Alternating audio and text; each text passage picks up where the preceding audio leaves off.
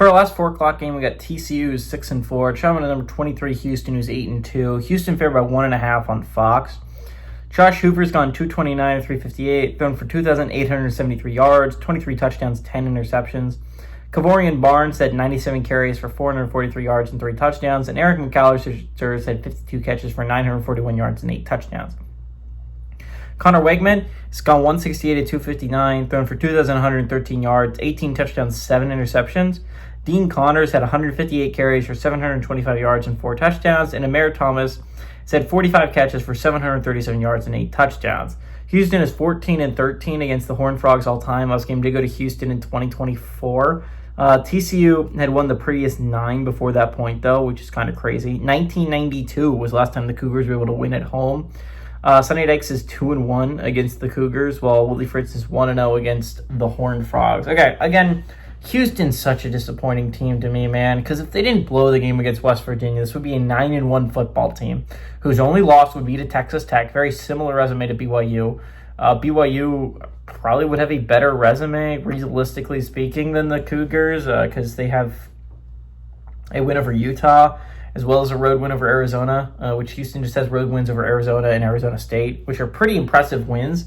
But again, one of them is immediately undone by the fact that you lost to such an awful West Virginia team at home. So it's like Houston's only realistic path. Like, being honest, they're not even in my first 4 out. I don't even know if they're in my next 4 out. They're not.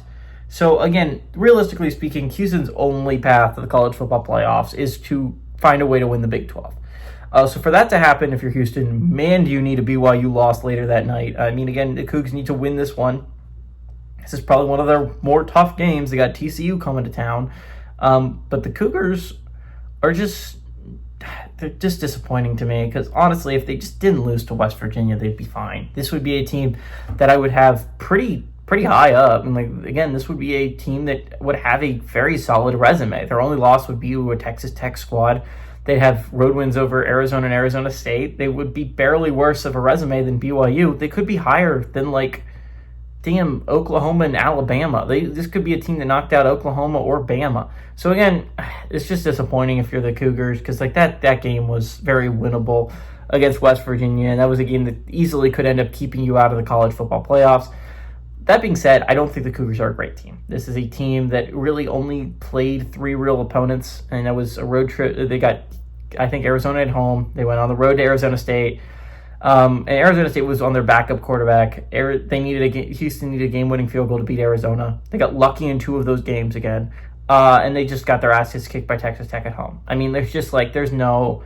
they played 3 real teams, and they got lucky twice. And I'm not saying that that's a bad football team, but again, it's just not enough of a resume to overcome the fact that West Virginia is such an atrocious loss on that resume that drags them down. That being said, I think TCU just puts the Cougars out of their misery here. I think the Horned Frogs are a good team.